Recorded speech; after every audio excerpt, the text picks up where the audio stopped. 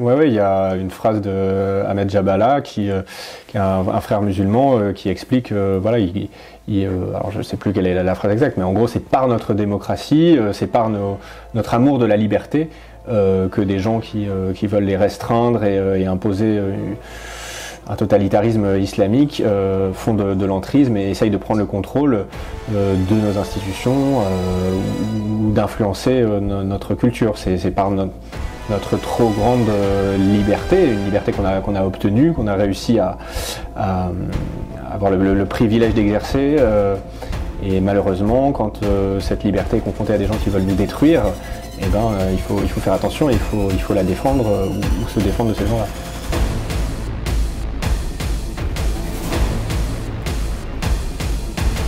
Damien Rieu, bonjour. Bonjour. Merci mille fois d'avoir accepté notre invitation pour la chaîne anciennement Les Amis d'Éric Zemmour, devenue après Villepinte, comme tout le monde le sait maintenant, la chaîne du mouvement Reconquête, qui compte maintenant 50 000 abonnés. Donc on est très fiers, on les remercie évidemment d'être toujours aussi présents et demandeurs de nouvelles vidéos. Alors il y a eu plusieurs phases dans la programmation de cette chaîne, mais maintenant ce sont ce qu'on pourrait appeler familièrement, puisqu'on est entre nous, les transfuges, c'est-à-dire des gens qui viennent d'autres partis, qui rejoignent Éric Zemmour à l'occasion de cette campagne présidentielle. Vous en êtes un exemple très intéressant. Vous êtes maintenant président, enfin à la tête, responsable du pôle Riposte, qui est un pôle stratégique pour le mouvement. Vous avez 32 ans, vous venez, comme chacun le sait, je pense, du Rassemblement National, après être passé au FNJ. Bon, est-ce que vous pourriez vous présenter rapidement pour nos téléspectateurs ? Bah écoutez, Damien Rieu, je travaille dans la communication politique. Voilà, et puis j'ai un parcours militant. Je suis engagé depuis 2007 pour la cause de la France, et effectivement à travers le Front National à l'époque, puis à travers un mouvement de jeunesse activiste qui était Génération Identitaire, et puis après je suis retourné travailler au Rassemblement National, et enfin voilà, je viens d'arriver avec grand plaisir avec Éric Zemmour et Reconquête. Alors vous êtes un des cofondateurs de Génération Identitaire, un mouvement qui a fait couler beaucoup d'encre ces derniers mois, et le ministre Darmanin s'en est pris particulièrement violemment à vous. Est-ce que vous pouvez nous expliquer où sont passés vos camarades de combat, pourrait-on dire, et pourquoi il y a eu une telle violence contre vous ? Alors moi, j'étais plus à Génération Identitaire sur la fin. Je suis parti en 2015. J'ai donné quelques coups de main après pour organiser des opérations de communication, notamment dans les Alpes, l'opération à la frontière un peu spectaculaire dans les Alpes. Au col de l'Échelle. Voilà, au col de l'Échelle, qui sont donc le but, c'était un petit peu de créer un Greenpeace de droite et effectivement de mettre des sujets sur la table avec des actions très médiatiques, très spectaculaires, des mises en scène pour parler de certains sujets qui sont soit tabous, soit pas abordés par les médias. Et donc du coup ça a très très bien marché, et peut-être trop bien marché, puisque le ministère de l'Intérieur a été humilié par ces opérations, puisque ça a pointé ses défaillances, et notamment l'absence de frontières dignes de ce nom. Donc voilà, il a été particulièrement humilié, donc c'est la petite vengeance a été la dissolution derrière. Voilà. Donc la dissolution est consécutive à cette action spectaculaire du col de l'Échelle, et non pas à la fameuse banderole de la place de la République. Si, enfin c'est un ensemble, mais disons je pense qu'ils en ont eu assez, qu'en fait ils n'ont rien à répondre d'un point de vue juridique, puisque moi en l'occurrence j'ai eu beaucoup de procès, je les ai tous gagnés. Ils n'ont jamais réussi à coincer juridiquement, parce que tout est légal, tout est parfaitement légal. Donc à partir de là, il ne restait plus qu'une décision politique qui pouvait mettre fin à ce mouvement et stopper un petit peu l'humiliation du ministre de l'Intérieur. Bon, c'est vrai que pour nos adversaires, et voire nos ennemis politiques, osons le mot, vous êtes considéré un peu comme l'islamophobe de service. C'est-à-dire que vous avez fait des actions contre les mosquées, des occupations de mosquées plutôt, des choses assez... Ça a un peu vite résumé. Alors expliquez-nous un petit peu où vous vouliez en venir, et surtout est-ce que cette réputation est justifiée? Effectivement, j'ai participé à l'organisation, donc notamment de l'occupation du chantier de la grande mosquée de Poitiers en 2012. C'était un chantier.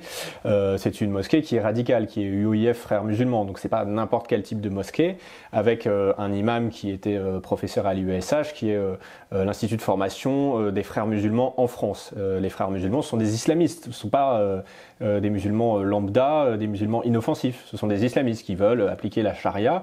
Donc voilà, très clairement, cette grande mosquée de Poitiers s'appelle Pavé des Martyrs. Pavé des Martyrs, ça veut dire qu'ils lui ont donné le nom des combattants musulmans de la bataille de 732.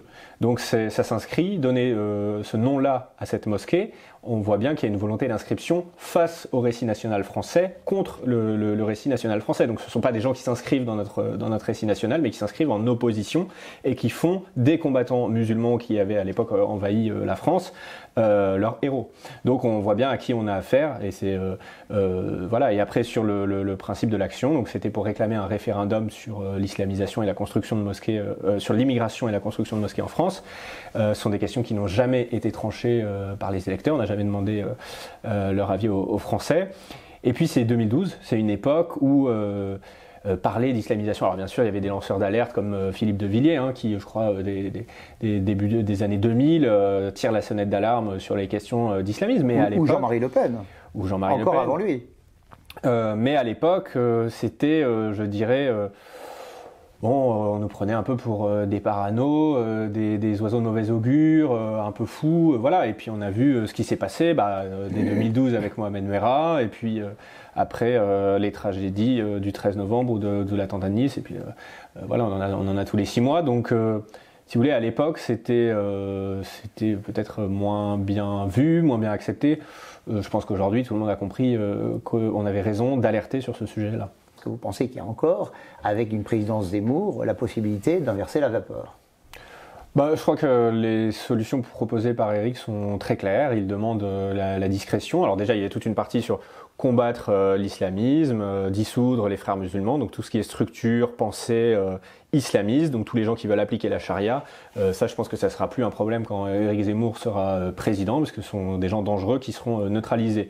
Par contre, voilà, après sur ce qu'il appelle le devoir de discrétion, c'est-à-dire qu'il considère que on peut tout à fait être musulman, mais on doit avoir une pratique privée de sa religion et une pratique qui ne soit pas une pratique juridique. Il ne faut pas que la charia, que le code juridique islamique entre en conflit avec les lois de la République. Donc voilà, il faut une pratique modérée, privée, discrète. Et dans ce cadre-là, je pense que les musulmans feront leur choix. Il y a ceux qui privilégieront l'islam, le côté islamique, et voilà, et qui, s'ils sont pas contents, partiront ou iront dans un pays islamique. Et puis il y a ceux qui privilégieront la France et qui décideront de faire les efforts nécessaires. Oui, il a d'ailleurs été condamné, en tout cas poursuivi, pour avoir dit qu'il fallait qu'il choisisse entre l'islam et la France.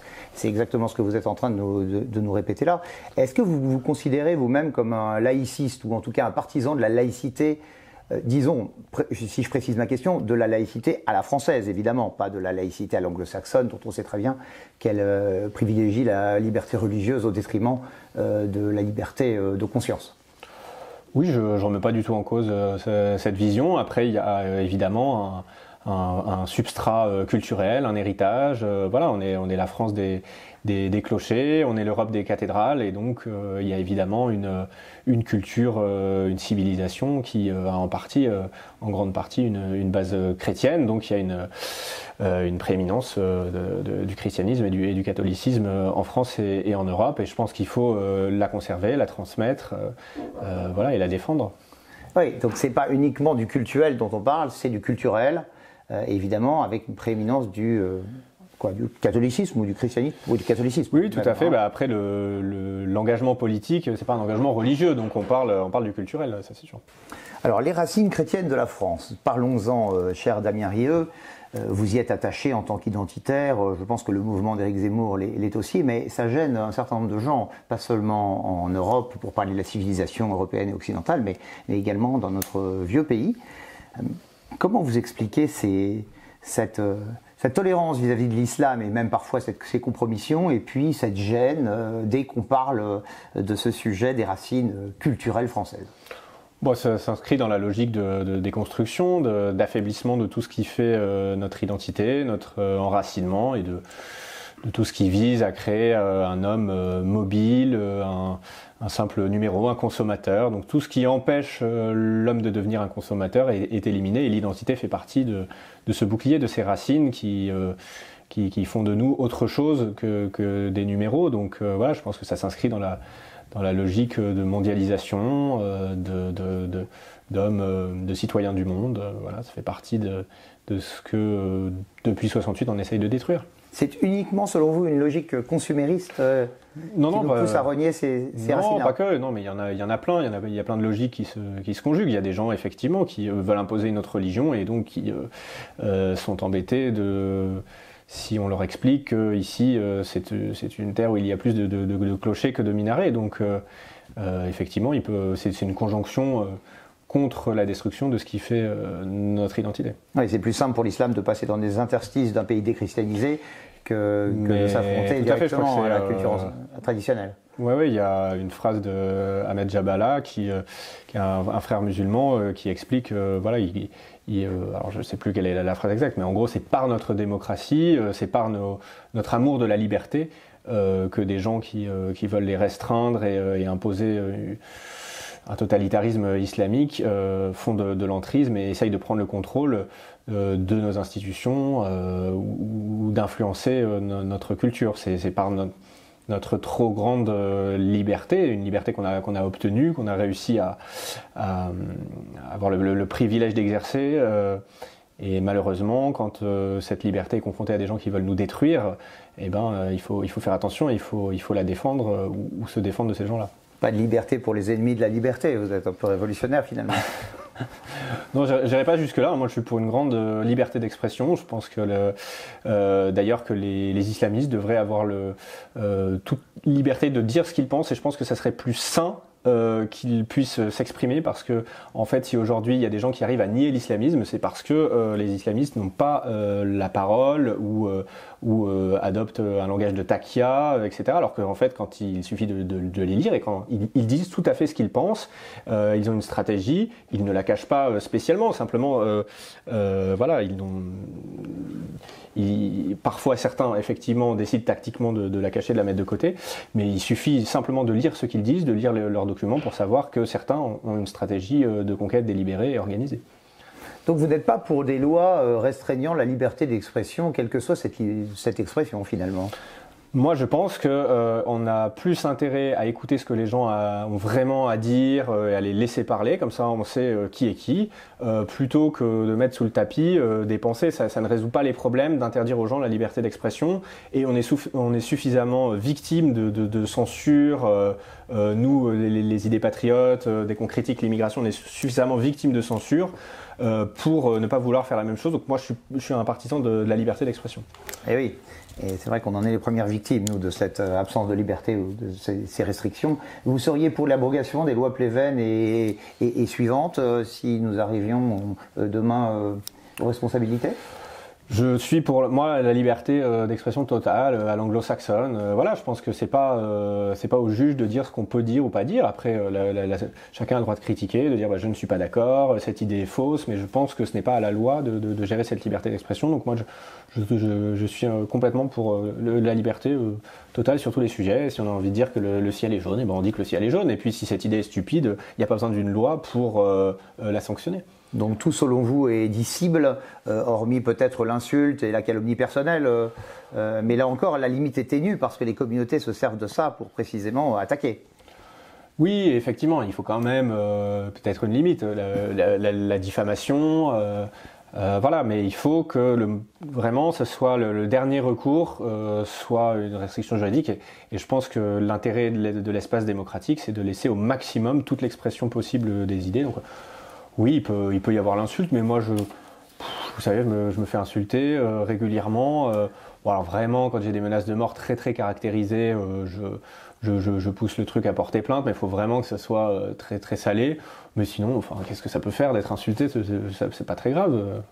Oui, vous êtes courageux, vous vous affrontez aux autres, même si vos idées leur déplaisent et qui vous le disent. C'est tout le bonheur de la démocratie. Et oui, et vous savez, ce matin, c'est très intéressant qu'on se rencontre précisément aujourd'hui, parce que si nous avons cette table devant nous, c'est parce que nous attendions Aurélien Taché, que j'imagine vous connaissez bien, non pas pour une interview, évidemment, dans le cadre de la chaîne Reconquête, mais pour un débat avec Jean Messia. D'accord. Ce sont des vieux ennemis, les meilleurs ennemis du monde, et cet homme, ce militant islamo-gauchiste n'est pas venu. Ah. Il n'est pas venu, c'est pour ça que vous avez non pas le décor habituel et que nos téléspectateurs ne reconnaîtront pas la mise en scène habituelle, mais une table avec un face-à-face comme ce que nous sommes en train de faire actuellement. Lui avait peur, de toute évidence, qu'on le critique, parce que c'était la 4e fois qu'il remettait le rendez-vous. Donc de toute évidence, il n'a pas votre courage, il n'a pas votre volonté de débattre avec des adversaires politiques sur le fond. Aurélien Taché déjà est un islamo-gauchiste. Il a inauguré une mosquée salafiste. Il n'aime pas que j'en parle, mais voilà, je le redis. S'il veut porter plainte contre ça, c'est avec plaisir. Et puis je crois qu'il a des problèmes en ce moment judiciaires après une petite altercation avec la police depuis quelques jours, voilà, où il a avec des gens dans un bar, donc c'est peut-être pour ça qu'il a. Qu'est-ce qui s'est passé exactement J'ai rapidement suivi, mais je crois qu'il a insulté des gens dans un bar, il a menacé des gens en disant qu'il connaissait voilà, des gens au ministère, etc. Il a traité les policiers de fachos, enfin bon, voilà.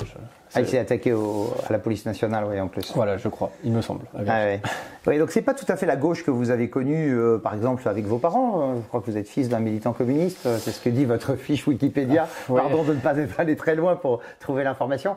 Je ne sais pas si c'est vrai, mais si vous le confirmez, c'était sans doute des gens qui avaient une autre approche du débat, de la démocratie peut-être aussi, d'une certaine façon.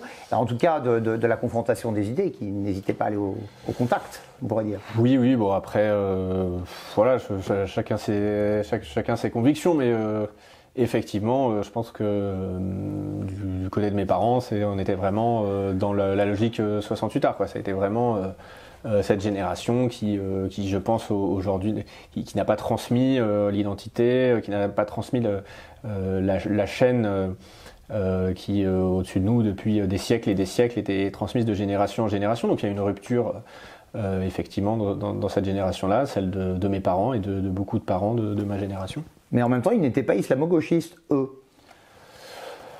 L'islamisme et l'islamisation sont des phénomènes très récents, depuis les années 2000. Je crois que le tournant c'est le 11 septembre, donc ils l'ont pas vécu, ils n'ont pas été minoritaires dans la classe comme j'ai pu l'être, d'être en minorité non musulman. Ils n'ont pas connu, c'est compliqué pour eux, et quand on leur explique, on leur dit bah voilà, moi je suis le seul non immigré de ma classe, de mon immeuble. Ils se rendent pas compte de ce que c'est, parce qu'eux ils ont pas vécu ça, et en fait c'est un autre monde. Donc je sais pas s'il faut leur en vouloir, je pense qu'il faut leur expliquer que malheureusement c'est une génération qui comprend un petit peu trop tard la situation. Mais oui, ils se rendent pas compte. Ouais. Pourtant, Zemmour cite régulièrement le discours de Marchais de, je crois, la fin des années 70 ou le début des années 80, où il dit qu'il faut mettre fin à l'immigration légale et illégale, qu'il n'est pas question de voir les femmes voilées dans la rue, etc. Ouais, les choses sont déjà extrêmement claires dans l'esprit, même de la gauche de l'époque. Effectivement, il y a une partie des communistes qui ont été confrontés très tôt à l'islamisme, en Afghanistan notamment. Donc voilà, effectivement, ils sont pas naïfs. Et vous ne croyez pas à un rapprochement, justement, c'est une transition que je voulais faire, avec la France insoumise, vous ne pensez pas qu'ils puissent sortir de leur islamo-gauchisme pour revenir à des fondamentaux républicains et patriotes? C'était peut-être le cas il y a 7-8 ans, mais là on voit bien aujourd'hui que Jean-Luc Mélenchon est sur une autre stratégie.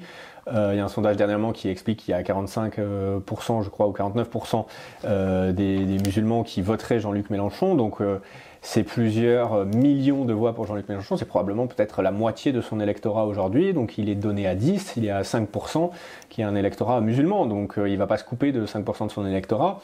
Donc je pense qu'il est coincé là-dessus, et donc il est prêt à perdre les laïcs, les profs, les gens qui quand même sont un petit peu inquiets de ce que Samuel Paty a subi, qui commencent à se poser des questions, et lui il fait le choix délibéré de ne pas d'abandonner ce terrain-là. Donc c'est un choix tactique qui est à mon avis mauvais. qu'il payera un jour et qu'il est d'ailleurs en train de payer électoralement. C'est vraiment un calcul électoraliste, mauvais ou bon d'ailleurs, peu importe, l'avenir nous le dira, mais en tout cas ce n'est pas une conviction chez lui. J'ai encore les vidéos là, de Jean-Luc Mélenchon, je suis tombé dessus il n'y a pas très longtemps, qui combattait le voile islamique sur Plateau d'On n'est pas couché, je crois, ou une autre émission, et qui disait, qui faisait une diatribe, la même que pourrait faire Éric Zemmour aujourd'hui contre le voile islamique, en disant que voilà, c'était un instrument. Donc il a changé, et je pense qu'au fond de lui, il sait très bien qu'on a raison.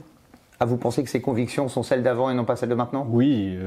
Mélenchon 1 versus Mélenchon 2? Oui, je suis à peu près persuadé qu'il est tout à fait conscient, mais qu'il est coincé par stratégie électorale dans cette logique-là. Et puis il y a des influences, il y a la nouvelle génération qui arrive, une nouvelle génération qui est plus indigéniste, plus clientéliste, plus permissive sur la question de l'intégrisme islamique, et donc qui pousse, et il sait très bien que si jamais il ne va pas sur ce terrain-là, et ben il va laisser la place, l'émergence à des mouvements qui vont être concurrentiels, et il va être isolé sur cette question. Donc il a choisi d'aller là-dessus. Fabien Roussel a lui décidé de ne pas lâcher, donc c'est la confrontation de gauche, et on espère quand même que c'est pas Jean-Luc Mélenchon qui triomphera.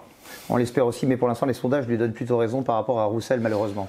Oui, après Roussel parle de plus bas, et puis le passif communiste est lourd à porter, mais en tout cas, il y a deux gauches qui sont en train de mourir, qui s'affrontent et qui vont faire un duel à mort. Alors c'est intéressant parce que récemment j'ai, pour la première fois depuis longtemps, entendu quelque chose d'intéressant chez Mélenchon qui défendait les chrétiens d'Orient. Alors j'ai trouvé ça surprenant dans sa bouche, j'espère avoir bien lu d'ailleurs le propos. Et vous, je sais que vous êtes beaucoup intéressé à cette question, la question des chrétiens d'Orient. Vous êtes même allé, je crois, en Syrie, c'est ça Oui, je suis allé en Égypte, au Liban, en Syrie, en Irak, tout ça, en Jordanie. Et qu'est-ce que vous en pensez de cette question? C'est une question fondamentale pour la France, ça, de défendre ses frères chrétiens persécutés en Orient par les musulmans? Ce qui est intéressant, c'est un voyage dans le temps, c'est-à-dire que c'est un voyage dans le futur, d'aller voir un petit peu qu'est-ce qui se passe quand on vit dans un pays à majorité islamique. Quelles sont les conditions de vie pour une minorité chrétienne en terre d'islam. Donc c'est un voyage dans le temps. Aujourd'hui, il y a des parties de la France où un chrétien est en minorité, n'est plus chez lui. Et donc voilà, c'est intéressant de voir triste de voir comment ça fonctionne. Et ça finit très mal, puisqu'ils sont en train de progressivement disparaître du Moyen-Orient. Et donc aller là-bas, c'est mieux se rendre compte et être moins naïf sur ce que c'est que vivre dans une minorité. Qu'est-ce que ferait un président Zemmour pour aider concrètement les chrétiens d'Orient quand on sait qu'il est plutôt non-interventionniste et plutôt respectueux de la liberté de chaque pays à disposer de lui-même? Écoutez, je pense que la France a suffisamment de pouvoir diplomatique pour pouvoir agir sans déclencher des guerres. Il y a plein de moyens d'action, d'influence, de protection. Je ne pense pas qu'Éric Zemmour soit en désaccord avec le fait de reprendre cette mission qui date de Saint-Louis, je crois, de protection et d'engagement vis-à-vis des chrétiens d'Orient. Donc je pense que ça peut se faire par beaucoup de diplomatie. Très intéressant. Est-ce que vous pourriez nous parler, pour conclure cet entretien, de ce qui intéresse particulièrement nos téléspectateurs, c'est-à-dire le pôle que vous dirigez, le pôle riposte du mouvement, comment vous êtes, intégré dans cette structure en si peu de temps, vous êtes arrivé il y a un mois, et ce pôle donc, qui répond à quoi? On pourrait appeler ça propagande, on pourrait appeler ça communication? Oui, c'est de la communication numérique. Il s'agit d'enquêter sur les failles de nos adversaires, les renoncements, les trahisons, les changements de pied ou des choses qu'ils essayent de cacher et de les révéler, d'informer les électeurs de ces faces qui sont un peu méconnues. Donc par exemple, on a travaillé sur la question de l'islamo-droitisme qui est une vraie question, puisque nous avons des élus de droite qui à la fois capitalisent sur un vote de vigilance vis-à-vis de l'islamisme, des gens qui ont peur de cette question, qui se sentent en danger, et puis en même temps, au niveau local, ils essayent de récupérer les clientèles pour avoir des milliers de voix et se faire élire. Donc ils jouent sur les deux tableaux, et c'est une trahison des électeurs les Républicains, et donc je pense que c'est important que les électeurs LR connaissent ce vrai visage-là, et ne se fassent plus avoir par des gens qui vont jusqu'à, comme ça a été montré, prêcher dans des mosquées avant les élections. Oui, Jean-Christophe Lagarde en est un archétype. Alors là, je pensais à un autre, mais effectivement, on voit que Jean-Christophe Lagarde a joué avec le feu jusqu'à voilà, avoir des relations de proximité avec des gens qui sont allés très très loin et qui ont été impliqués notamment dans la mort d'un jeune juif qui a été tué torturé par le gang des barbares. Pour conclure, toute dernière question, est-ce que vous pensez qu'il y a véritablement une différence entre l'islamo-gauchisme et l'islamo-droitisme, ou c'est juste une appellation que vous avez trouvée pour faire un Bah oui, il y a une différence. Pardon, et je prolonge ma question, est-ce que les électeurs LR en sont conscients au point de venir nous rejoindre? Je parle pas seulement des cadres, mais aussi, surtout d'ailleurs, des militants. Il y a une différence, c'est qu'il y a une alliance idéologique sur l'islamo-gauchisme, même si évidemment c'est toujours l'islamisme qui finit par gagner. On l'a vu pour la révolution iranienne, où au début il y a une alliance entre les deux, et puis voilà, les islamistes gagneront toujours contre l'extrême gauche. Ce sont des gens qui sont plus déterminés, plus nombreux, plus forts, et donc voilà, l'extrême gauche retarde sa mort en faisant ce pacte avec le diable. Sur l'islamo-droitisme, alors il peut y avoir parfois des incohérences idéologiques, mais bon, elles ont été plutôt limitées, même si je reste vigilant là-dessus. Mais néanmoins, c'est plutôt de la stratégie électorale, du clientélisme, avec, voilà, c'est sûr que quand on a une mosquée qui appelle à voter pour vous, bah, c'est 2, 3, 4 000 voix. Et lorsqu'il y a beaucoup d'abstention pour une élection municipale ou 3, 4 000 voix, c'est énorme. Donc c'est très très important pour eux. Et aujourd'hui, il y a... Et c'est notamment la question du cordon sanitaire dans les villes de banlieue.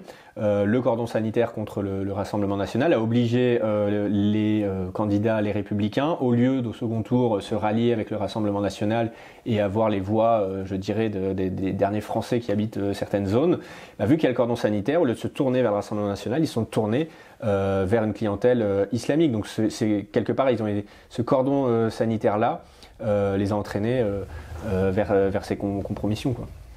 Bon, on voit que en termes de sondage, les choses vont plutôt bien pour le mouvement Reconquête, même si Marine Le Pen est encore a priori devant, mais pas dans le Opinion Way.